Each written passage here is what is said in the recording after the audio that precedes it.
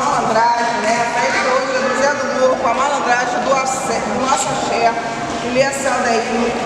Então, assim, tá todos vocês aqui, vocês estão de parabéns. Obrigada, meus filhos, pelos esforços de vocês, sabe? Assim, por aturarem essa mãe de santo aqui, que eu sei que eu não sou fácil, mas assim, vocês sabem que essa minha luta toda, minha briga toda, é para que vocês nunca se sintam abandonados, tá? Porque assim, vocês podem ter a família carnal de vocês, mas vocês têm uma família espiritual sim. E é isso daí que eu zelo, é isso daí que eu brigo por todos vocês. A casa, cada vez que passa, cresce mais, né? A gente não sabe aonde vai parar, mas tipo assim, eu só tenho a agradecer, eu sou grata pelo meu malandro, pela minha pombogira e pelos Exus todos da minha casa. Vocês sabem que eu sou grata. É aquilo que eu falo sempre.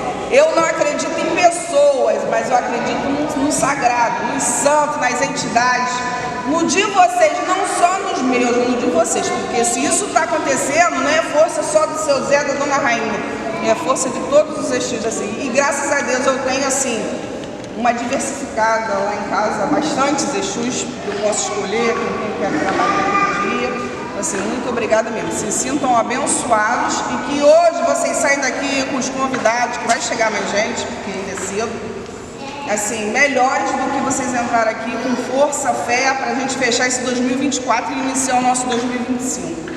Tá certo assim? Então vamos louvar assim. E canta, dance, bata palma, tá? Porque hoje é o dia disso.